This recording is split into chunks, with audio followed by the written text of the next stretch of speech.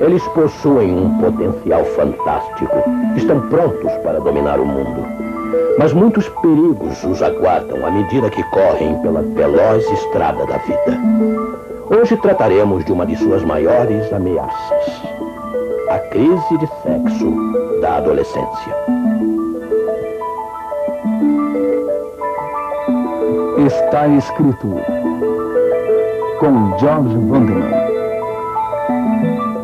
apresentando o Cristo vivo como resposta às suas necessidades mais profundas. Hoje, por que esperar? Primeira parte. Não é fácil ser adolescente hoje em dia. Há uma enorme pressão para vencer nos esportes, na escola e em seus relacionamentos. Tremendas tentações se lhe deparam continuamente. A tentação de colar para poder obter boas notas no colégio, pressões de colegas para usar drogas e, é claro, as influências quase irresistíveis atraindo-o para as experiências sexuais. Bem, o nosso convidado de hoje entende os adolescentes e aquilo que enfrentam. Ele é autor de 26 best-sellers, amado e respeitado em 76 países ao redor do mundo, onde tem feito palestras em colégios e universidades e realizado inúmeros seminários.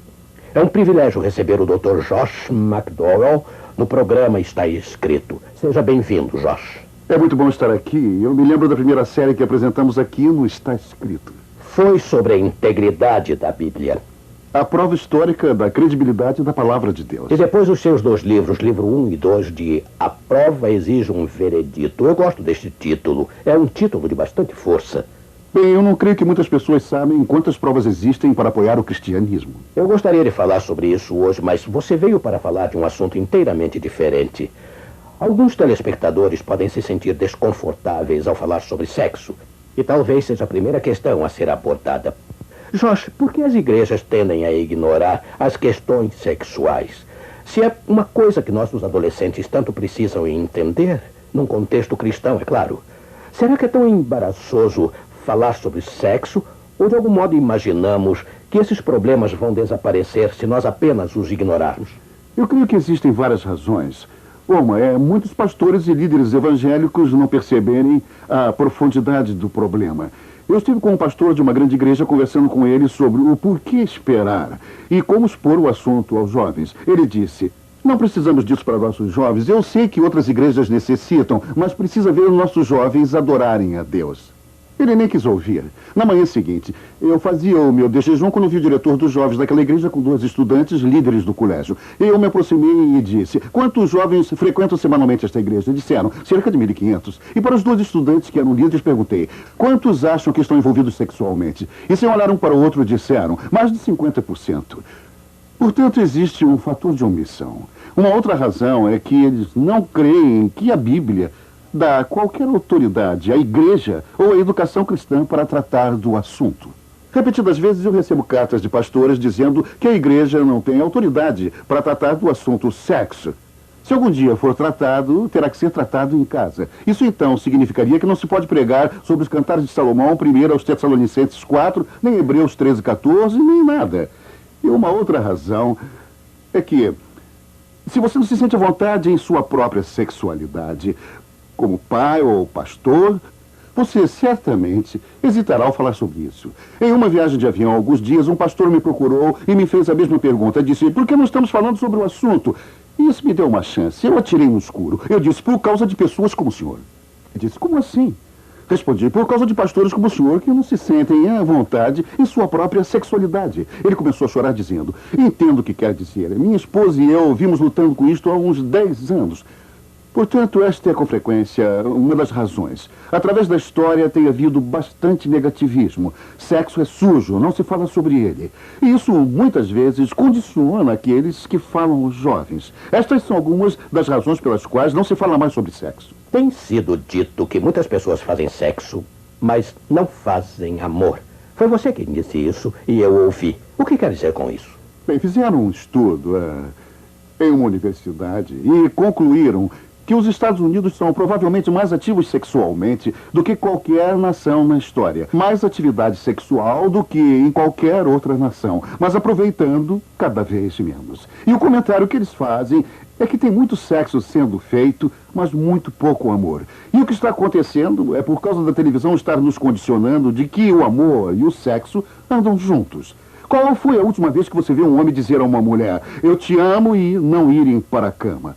Qual foi a última vez que você viu alguém dizer não ao sexo? Provavelmente nunca se viu isso na TV. E como resultado, pensamos que fazer sexo significa amor. E assim, ao invés de construirmos relacionamentos e termos a intimidade, o compromisso e tudo mais, pensamos que se formos para a cama, estaremos fazendo amor, quando na verdade só estaremos fazendo sexo.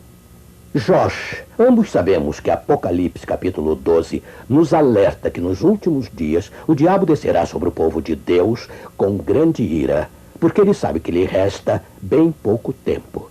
Bem, o inimigo tem certamente feito isto na área do sexo do adolescente, como você sabe. Por que as coisas estão piores agora do que antes? Há várias questões importantes. Uma é que não vivemos mais em uma cultura judeu-cristã atualmente.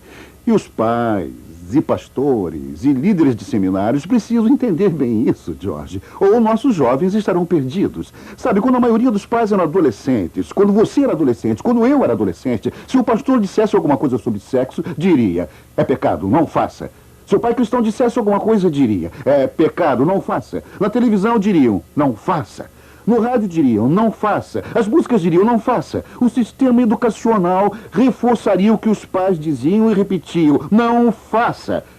Mas não vivemos mais em uma cultura judeu-cristã atualmente. A moral da sociedade não deriva mais dos ensinamentos do Velho e do Novo Testamento. Agora é o humanismo secular. E como resultado, o pastor se levanta e diz alguma coisa sobre sexo com frequência. Não sempre, mas com frequência é pecado, não faça. Mas os pais dizem, é pecado, não faça. Eles ligam a televisão e estão fazendo sexo. Eles ligam o rádio e ouvem, faça. As músicas dizem para fazer, seus colegas dizem para fazer. E o sistema educacional agora está dizendo, sexo é normal, teremos clínicas e tornaremos o sexo seguro. E assim, hoje, você não tem aquele para-choque cultural contra a imoralidade sexual que você tinha 15, 20 e 25 anos. Isso está fazendo uma grande diferença no envolvimento sexual hoje. E também outra razão, diretamente relacionada com isso, é a mídia. Diretamente relacionada com isso. Ela mostra que as maiores influências na sexualidade dos filhos, há 20 anos, número 1 eram os pais, número 2, os colegas, e número 8 era a mídia ou a televisão. No ano passado, ela foi o número 1. Os colegas substituíram os pais. Número 2, os pais e a mídia juntos. E eis o problema. 2 das 3 maiores influências sobre um adolescente, uma pessoa jovem, quem sou eu como um ser sexual? Como é que eu devo agir sexualmente e tudo mais? Está baseado na ficção, televisão e colegas. Mas eis um outro problema. Muito do que os colegas sabem sobre sexo foi condicionado pela televisão. E eu penso que a maior influência, portanto, hoje é a televisão. Mas na igreja evangélica fundamental, nós apenas terminamos o primeiro de todos os estudos científicos da vida sexual dos adolescentes dentro dela. E, para nossa surpresa, ele mostrou onde aprenderam a respeito do sexo. 38% disse com seus amigos, seus colegas. 26% na televisão. 23% com seus pais. E 9 ou 7% na igreja. Mas com a televisão, que é o condicionador número 1 de um jovem, inclusive sexualmente, você quase nunca vê as consequências de sexo ilícito ou sexo sem compromisso. Ilustração. George, para você, qual foi a última vez na televisão que viu alguém contrair uma doença sexualmente transmissível? Mas hoje, somente hoje, 33 mil americanos pegarão doenças sexualmente transmissíveis. Serão 12 milhões este ano. Em 1980 foram apenas 4 milhões. Vai aumentar 8 milhões em 6 anos. Mas não vê isso na televisão. A melhor coisa que poderia acontecer para os adolescentes na televisão, para ser bastante prático, seria o JR pegar a doença venérea. Você vê o problema? Eles nunca mostram as consequências. Estão tentando mostrar o sexo livre, sexo sem compromisso, sem as consequências. E essa não é a realidade. E é isso que todos trazem para casa. Qual foi a última vez que você, ou qualquer um que assiste este programa, viu um bebezinho nascer na televisão com defeito devido a uma doença transmitida sexualmente? Nunca viram. E duvido que qualquer telespectador viu. Mas você sabia, George, que nos últimos 12 meses... no último ano, mais bebês têm nascido com defeito por causa de alguma doença sexualmente transmitida do que todas as crianças juntas atingidas por pólio durante todos os 10 anos da epidemia dos anos 50 em um ano. Mas você não vê isso na televisão. É ficção. E como resultado, ela tem mudado totalmente o modo dos jovens verem a si mesmos sexualmente hoje comparado com 20 anos. Josh, por que os adolescentes, especialmente os adolescentes cristãos, participam de sexo antes do casamento?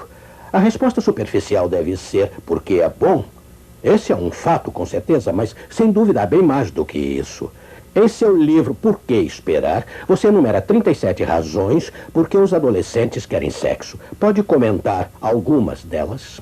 Sabe, quando eu descobri que havia 37 razões pelo estudo e as pesquisas e a interação dos adolescentes, eu pensei, não tem como eu reduzir isto para 10 ou 12 razões. Não consegui. Sei.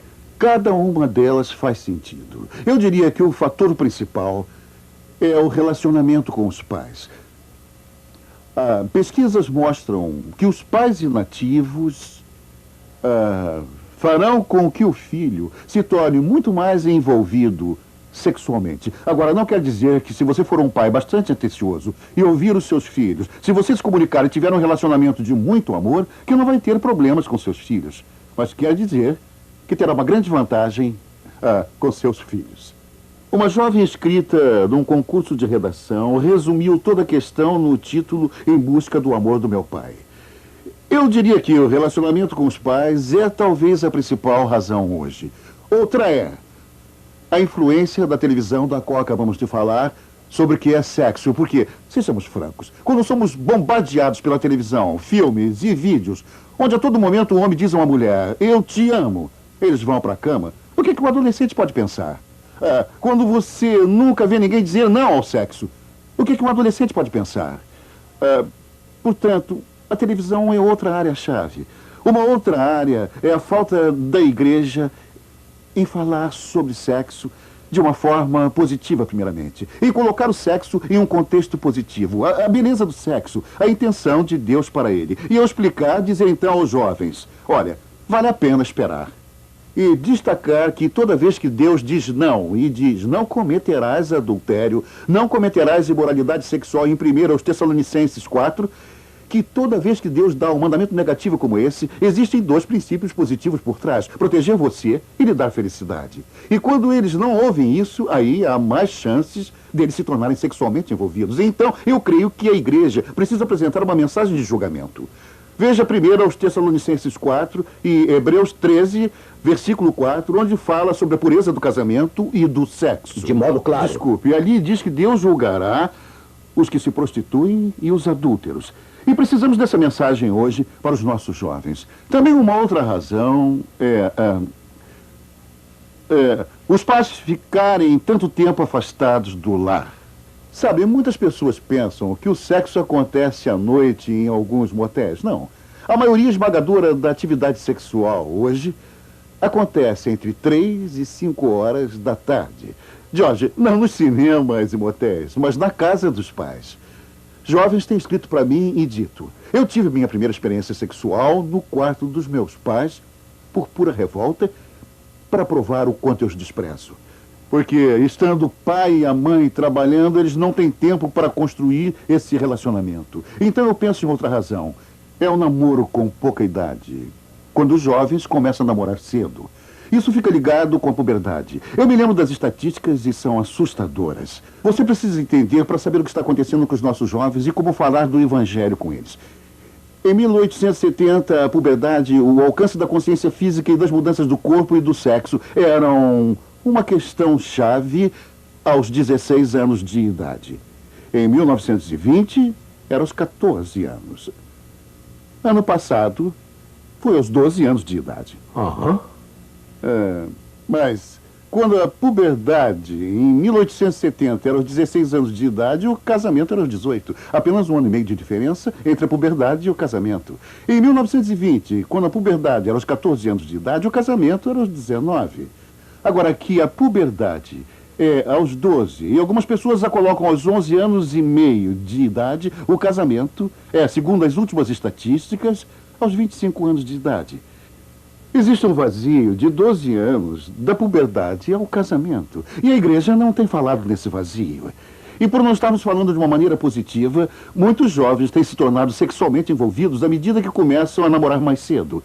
Em nossos estudos, podemos provar, através de áreas de pesquisas, que se um jovem começa a namorar aos 12 anos de idade, 91% se tornarão sexualmente envolvidos antes de terminar o primeiro grau. Se começa a namorar aos 13 anos de idade, 56% se tornarão sexualmente envolvidos. Se começa a namorar aos 14 anos, a média desce para 53% que se envolverão até a formatura. Se começam aos 15 anos de idade, cai para 41%. Mas aos 16 anos, aí menos de 20% se tornarão sexualmente envolvidos. Como posso parar você, Jorge? Escute, uma vez... Esse é o problema. Uma vez um adolescente lamentou: eu estive procurando razões para não ter sexo antes do casamento, mas não encontrei nenhuma. Ele devia ter falado com você, porque você encontrou 26 razões para não ter. Pode nos dizer algumas delas? Primeiramente, George, temos que nos conscientizar que nossos jovens não querem se envolver sexualmente. Posso provar isso estatisticamente. Em Atlanta, fez-se um estudo para saber o que os jovens até a 4ª e 8ª séries queriam em um programa de educação sexual. 67% disseram que o que mais queriam era dizer não ao envolvimento físico. E não como obter a pílula, nem como fazer um aborto ou coisa assim. Como dizer não. O Hospital Grande Memorial fez um estudo com garotas de 16 anos para baixo. E 90% disseram que sua maior necessidade moral era como dizer não à pressão sexual.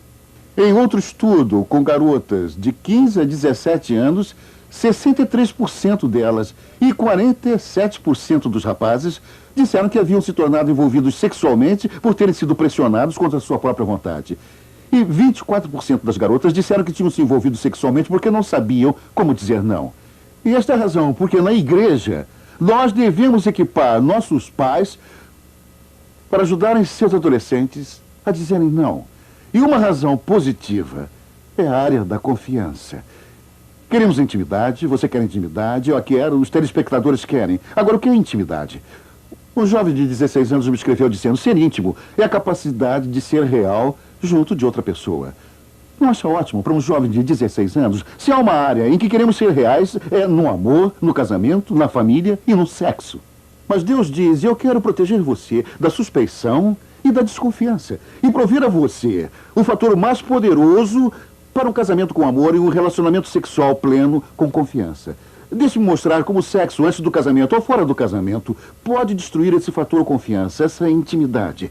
Se houver desconfiança em um relacionamento de um caso pré-matrimonial ou extramatrimonial, isso geralmente acontece em vários graus, então você não pode ser vulnerável. Quem vai ser vulnerável a alguém em quem não se confia 100%. Se você não pode ser vulnerável, Jorge, você não pode ser transparente. E se você não pode ser transparente, você não pode ser real. É verdade. Olha o lado positivo. Eu jamais pensei, na época em que eu namorava, que 20 anos depois isso viria afetar o meu casamento no dia de hoje. Namorei uma jovem chamada Paula durante 3 anos e meio. Quase nos casamos.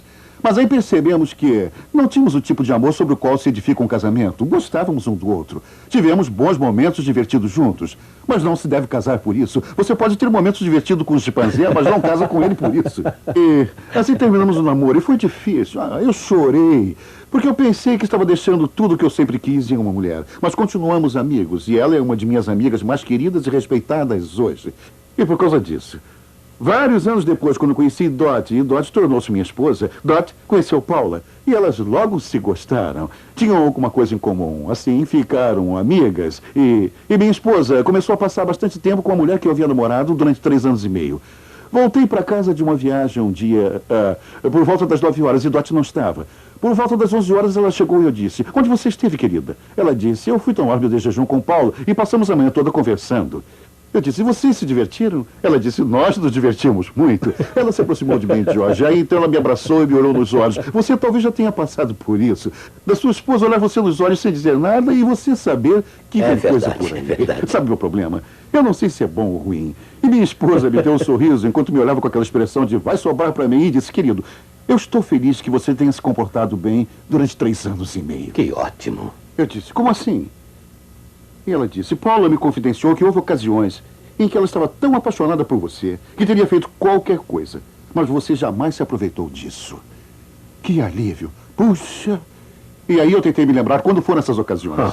Mas você pode imaginar, George, o que isso significou para minha esposa? Eu posso confiar em meu marido. Eu jamais pensei que o meu namoro de 20 anos poderia afetar meu casamento no dia de hoje. Minha esposa confia em mim.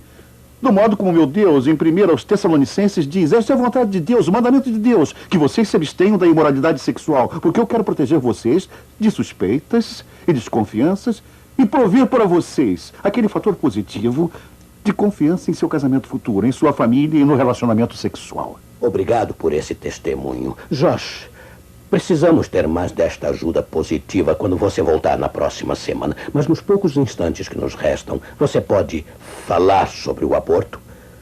Sim. Fale como você quiser, mas fale-nos sobre o complexo aborto. Eu creio que o aborto é em muito resultado da mídia e de outras influências da nossa sociedade para nos livrar das consequências dos nossos atos.